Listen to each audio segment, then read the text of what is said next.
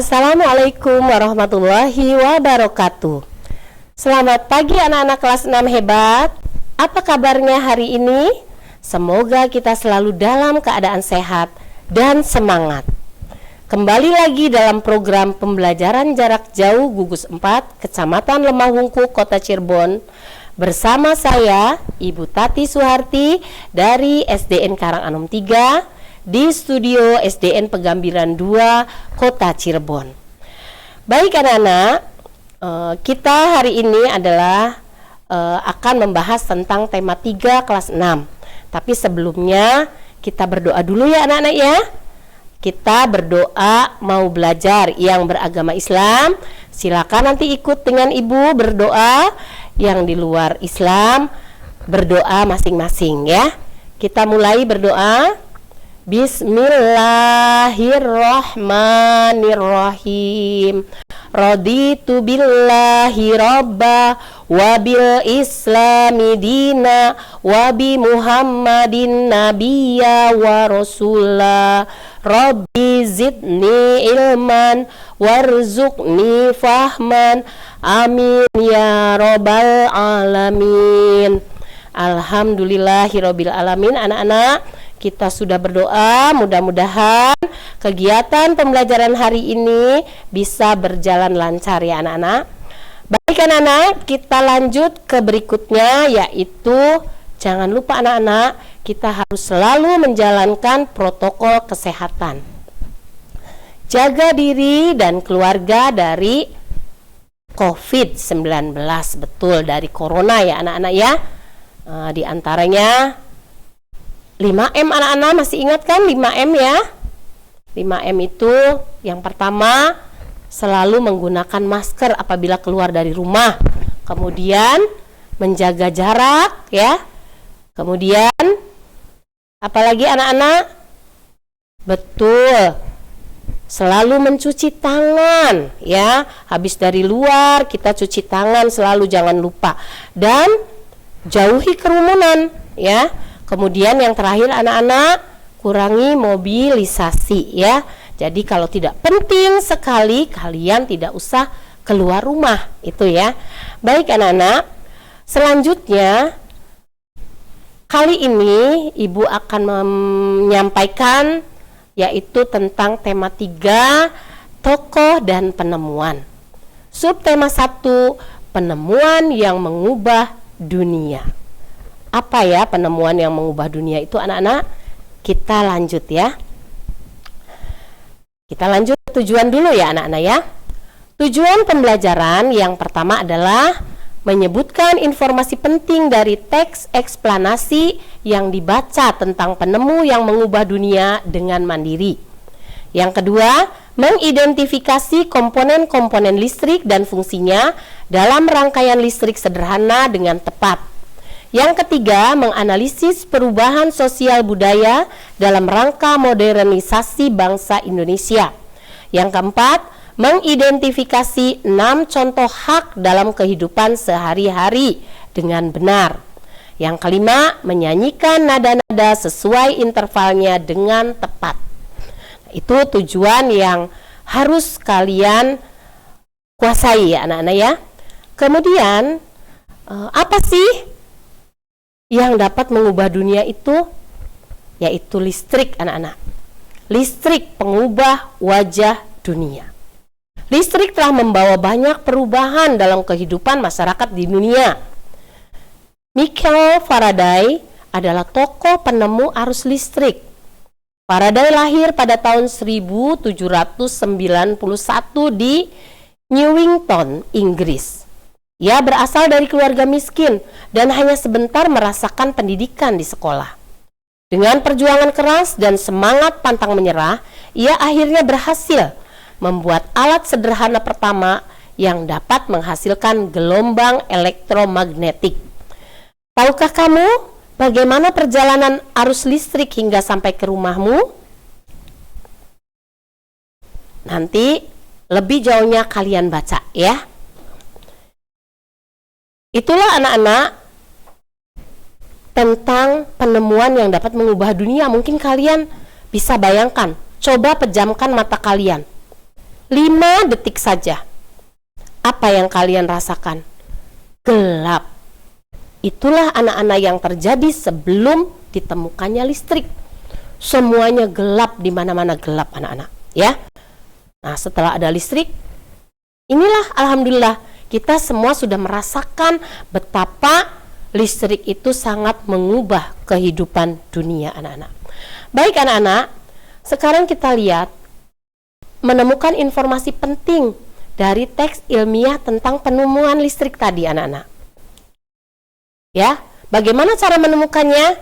Tentunya bacalah teks bacaan Michael Faraday di buku siswa. Ya, kemudian teks tersebut terdiri atas 4 paragraf. Jawablah pertanyaan-pertanyaan berikut berdasarkan paragraf pada bacaan Michael Faraday. 1. Mengapa Michael Faraday dijuluki sebagai bapak listrik? Nanti kalian jawab ya. Yang kedua, sebutkan penemuan pertama Michael Faraday pada tahun 1821. 3. Mengapa penemuan motor listrik oleh Faraday diakui menjadi gerbang menuju era modern perlistrikan? Nanti kalian baca ya di buku siswa anak-anak. Sekarang membaca teks eksplanasi tentang listrik anak-anak. Teks eksplanasi adalah teks yang dibuat untuk menjelaskan proses terjadinya suatu peristiwa atau fenomena secara ilmiah, baik berupa fenomena alam maupun fenomena sosial. Ciri-ciri teks eksplanasi yaitu memuat informasi berdasarkan fakta, faktual, nyata anak-anak. Itu ya, ciri teks eksplanasi. Kemudian strukturnya terdiri atas 1. Pernyataan umum. Ini merupakan gambaran awal tentang sesuatu yang disampaikan dengan pernyataan yang bersifat umum. 2. Deretan penjelasan atau eksplanasi merupakan inti penjelasan yang disampaikan. 3. Interpretasi berisi pandangan atau simpulan penulis yang bersifat opsional. Nah, ini ada lagi anak-anak, sang penemu lagi, Thomas Alva Edison. Ini sang penemu bola lampu pijar anak-anak. Pernahkah terbayang olehmu hidup tanpa penerangan? Tadi kalian sudah menutup mata ya, begitu rasanya. Setelah matahari terbenam, tentu akan sulit melakukan kegiatan di luar rumah karena lingkungan yang gelap gulita. Kegiatan di dalam rumah mungkin juga terbatas. Kita patut mensyukuri salah satu penemuan besar yang mengubah dunia. Penemuan bola lampu pijar oleh Thomas Alva Edison. Thomas Alva Edison ini lahir di Milan, Ohio pada tanggal 11 Februari 1847. Ia tidak pernah menyelesaikan pendidikan resmi di sekolah. Ia hanya sempat bersekolah selama 3 bulan. Edison diajar oleh ibunya di rumah. Walaupun tidak mengikuti pendidikan formal, terlihat bahwa Edison memiliki rasa ingin tahu yang sangat tinggi. Di usia 11 tahun, Edison sudah dapat membuat telegraf sederhana. Di usia 12 tahun, ia memanfaatkan waktu luangnya untuk membaca literatur dan melakukan berbagai percobaan. Pada tahun 1861, ia dapat mencetak koran. Koran terbitannya yaitu Weekly Herald. Laris terjual anak-anak.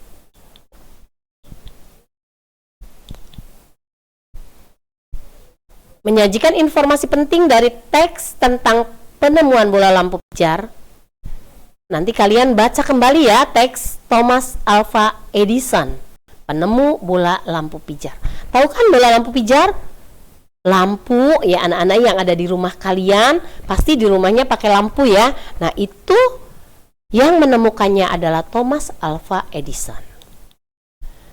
Baik anak-anak, setelah kita membaca tadi penemuan ya, sang ilmuwan, sekarang identifikasi informasi pada teks eksplanasi di atas Tulislah informasinya pada grafik berikut. Paragraf 1, topik masalahnya, apa yang dibahas pada teks di atas. Nanti paragraf kedua itu deret penjelas anak-anak, yaitu siapakah Thomas Alva Edison, ya.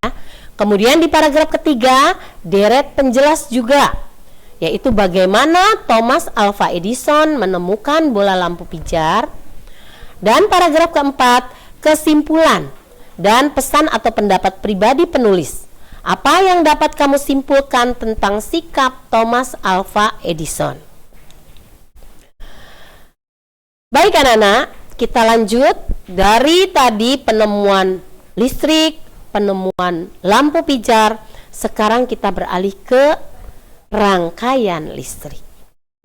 Bagaimana lampu bisa menyala? Itu karena ada rangkaian listrik anak-anak. Tanpa rangkaian, lampu tidak akan bisa menyala. Oke, kita lihat di sini ada rangkaian listrik, yaitu hal yang sudah saya ketahui. Rangkaian listrik adalah tatanan sejumlah komponen elektronika yang dirangkai dengan sumber tegangan. Hal yang ingin saya ketahui apa? Rangkaian listrik seri dan rangkaian listrik paralel. Hal baru yang saya pelajari hari ini yaitu susunan komponen pada rangkaian seri dan rangkaian paralel. Itulah rangkaian listrik anak-anak terdiri menjadi dua ya, yaitu ada rangkaian seri dan ada rangkaian paralel. Rangkaian listrik yang sederhana, contohnya kalian lihat di gambar. Di sana ada sumber listrik. Sumber listrik yang dipakainya apa, Nana? Betul sekali. Itu adalah baterai. Baterai ini merupakan sumber listrik ya, yang bisa membuat lampu itu menyala. Itu adalah rangkaian listrik yang sederhana anak-anak. Nanti kalian bisa membuatnya ya. Ya. Rangkaian listrik yang pertama pada gambar itu adalah rangkaian terbuka anak-anak. Kenapa disebut rangkaian terbuka? Karena rangkaian itu tidak nyambung, putus, maka disebut rangkaian terbuka dan lampu tidak akan menyala anak-anak. Di rangkaian yang kedua itu adalah rangkaian tertutup ya. Di saklarnya tuh ya, nyambung saklarnya, arusnya mengalir dan lampunya menyala. Itulah kerja rangkaian listrik yang sederhana anak-anak. Sangat mudah, kalian bisa membuatnya di rumah. Suatu alat listrik dapat berguna jika terpasang pada rangkaian tertutup. Itu anak-anak ya.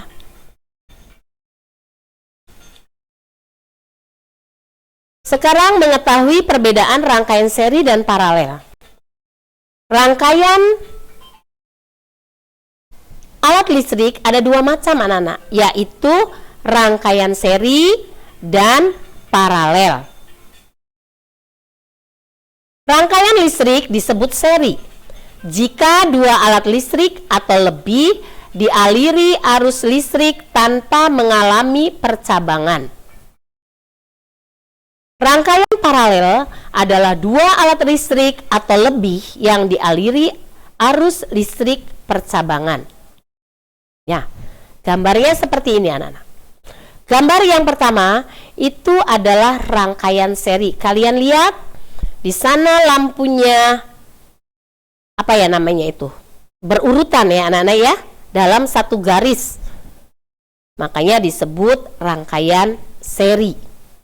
Kemudian di gambar yang kedua itu lampunya berbanjar.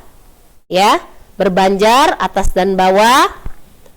Dua saluran ya, makanya disebut rangkaian paralel. Bagaimana anak-anak mengerti tentang rangkaian seri dan rangkaian paralel? Nanti lebih lengkapnya kalian baca lagi di rumah ya. Oke. Ya, sekarang kita lihat anak-anak rangkaian seri dan rangkaian paralel. Apa sih perbedaannya? Kita lihat anak-anak.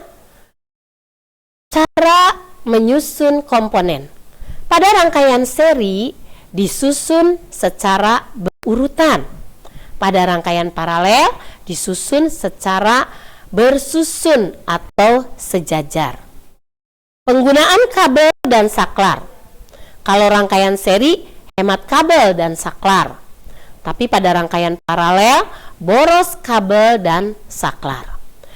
Kemudian yang ketiga anak-anak, pada rangkaian seri, itu kalau lampunya padam satu, itu akan padam semua karena satu jalur anak-anak ya. Tapi kalau pada rangkaian paralel, padam satu, yang lain tetap menyala. Itu.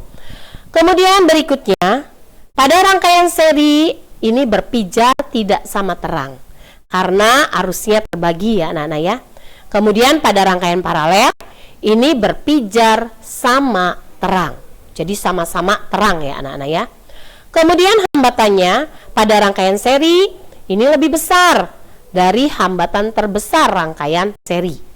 Pada paralel lebih kecil dari hambatan terkecil rangkaian paralel. Nah, anak-anak, itulah perbedaan antara rangkaian seri dan rangkaian paralel. Nanti kalian perhatikan di rumah. Di rumah kalian menggunakan rangkaian apa ya anak-anak ya?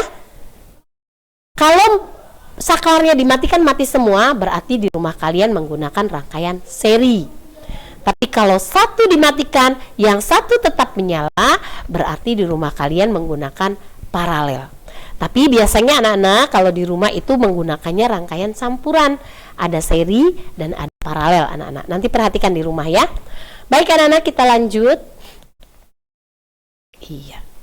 Kita lanjut, di sini ada paragraf kehadiran listrik membawa perubahan bagi kehidupan di bidang sosial budaya masyarakat.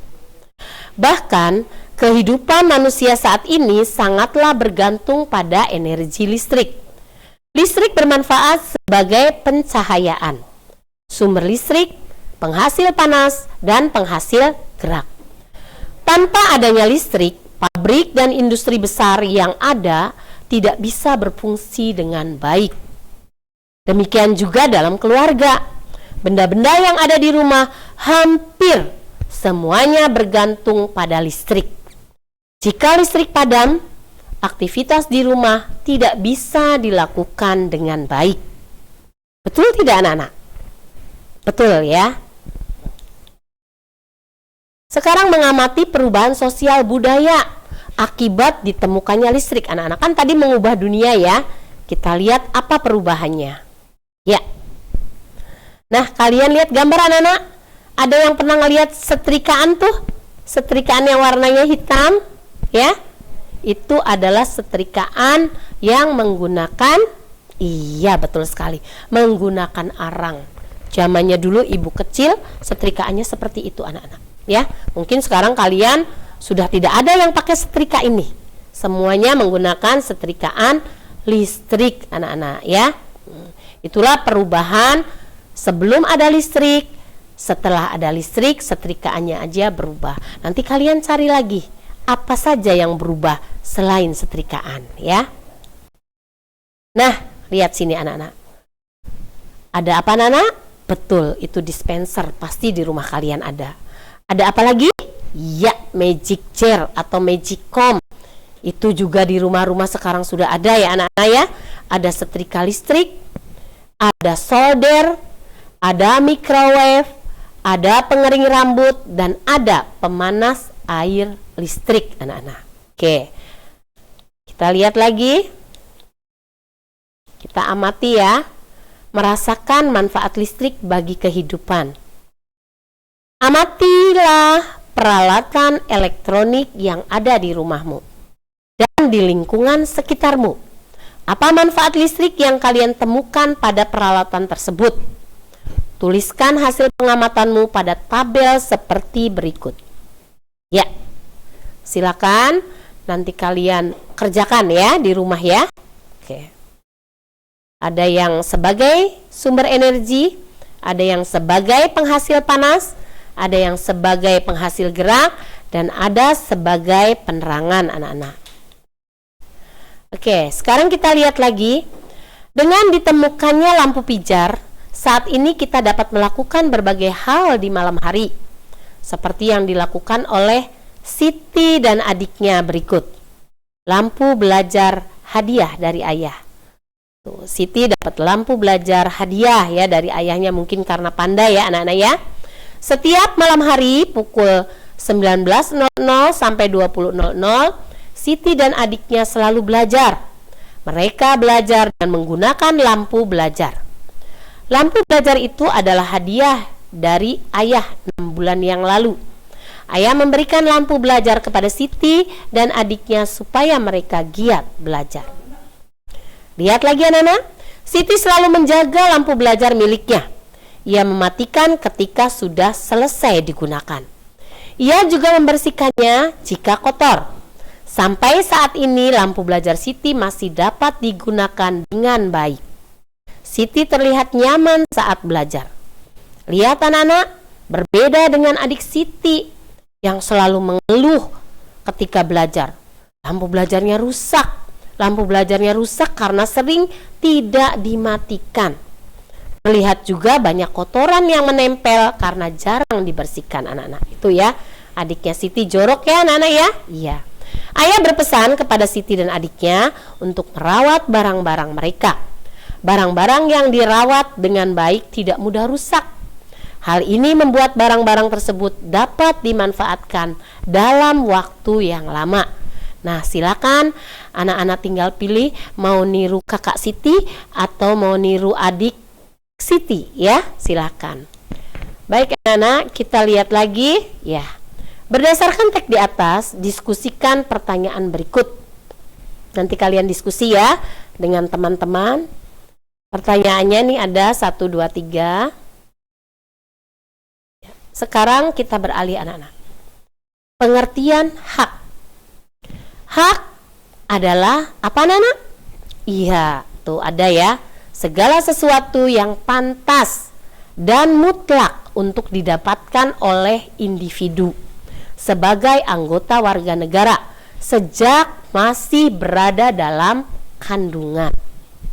Hak pada umumnya didapat dengan cara diperjuangkan melalui pertanggungjawaban atas kewajiban. Itu ya hak ya anak-anak ya. Sekarang kita mengidentifikasi hak dalam kehidupan sehari-hari. Apa itu hak? Nah, kita lihat contoh hak. Mendapat kasih sayang. Ya. Itu adalah contoh hak yang harus kalian dapat. Selain itu juga mendapat tempat tinggal yang layak. Dan berikutnya menggunakan fasilitas umum. Itulah hak yang seharusnya kita dapatkan anak-anak. Kemudian yang bukan hak apa anak-anak? Lihat sini. Tidak peduli pada orang tua. Mengotori rumah, merusak fasilitas umum. Nah, ini anak-anak yang harus kita cegah. Jangan sampai anak-anak sekalian melakukan hal-hal yang tertera di layar anak-anak. Jadi arti hak adalah sesuatu yang didapatkan atau diterima seseorang jika telah melakukan serangkaian kegiatan. Ya, perhatikan gambar-gambar berikut. Apakah gambar-gambar berikut menunjukkan seseorang yang telah mendapatkan haknya? Diskusikan dengan temanmu ya. Dilihat gambar-gambarnya, nanti kalian diskusikan dengan teman. Silakan tuh. Kita lanjut ya. Ya. Nah, sekarang carilah contoh hak dalam kehidupan sehari-harimu. Tentunya hak itu bisa kita dapat di rumah, ya, di lingkungan keluarga. Bisa didapat di sekolah, kalian juga punya hak di sekolah. Nah, silakan kalian diskusikan hak apa saja di sekolah. Dan ada juga hak yang ada di lingkungan masyarakat. Kalian juga punya hak. Silakan nanti kalian pelajari dan kalian kerjakan hak-hak yang di rumah, di sekolah, dan di masyarakat ya anak-anak ya. Nah, sekarang ada lagu nih anak-anak. Tadi sudah belajar hak ya. Sekarang kita nyanyi dulu. Di sini ada lagu Daerah anak-anak. Lagu daerah Yamko Rambe Yamko. Dari mana ya anak-anak ya lagu Yamko Rambe Yamko tuh?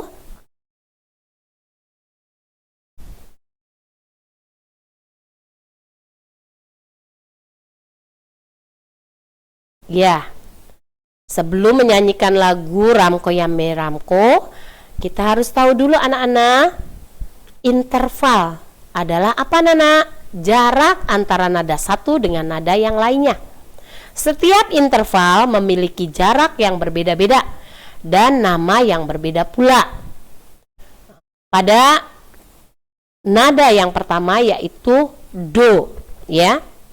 Nada yang kedua re, nada ketiga mi, nada keempat fa, nada kelima sol, la, si. Ya, itu nadanya ya. Do, re, mi, fa, sol, la, si. Kembali lagi nanti ke do yang tingginya anak-anak ya. Itu nada-nada yang harus kalian tahu ya anak-anak.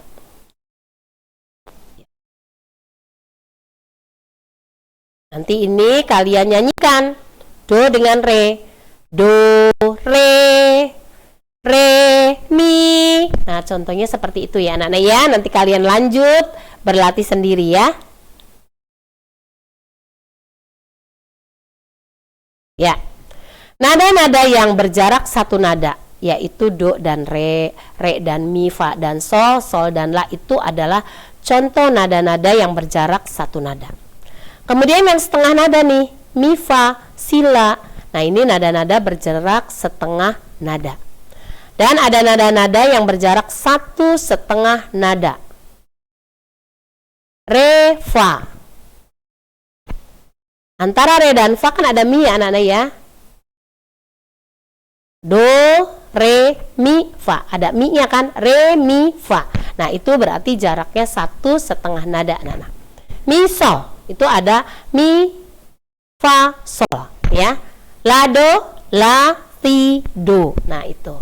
Kemudian juga ada nada-nada yang berjarak dua nada anak-anak, yaitu do, mi, fa, la, ya. Do, re, mi, fa, la, ya. Itu termasuk nada-nada yang berjarak dua nada anak-anak. Bernyanyi dengan menggunakan interval dan nada yang benar, ini bisa menghasilkan suara yang indah dan menenangkan hati anak-anak ya. Jadi kita bernyanyi itu harus betul-betul menguasai nada-nadanya.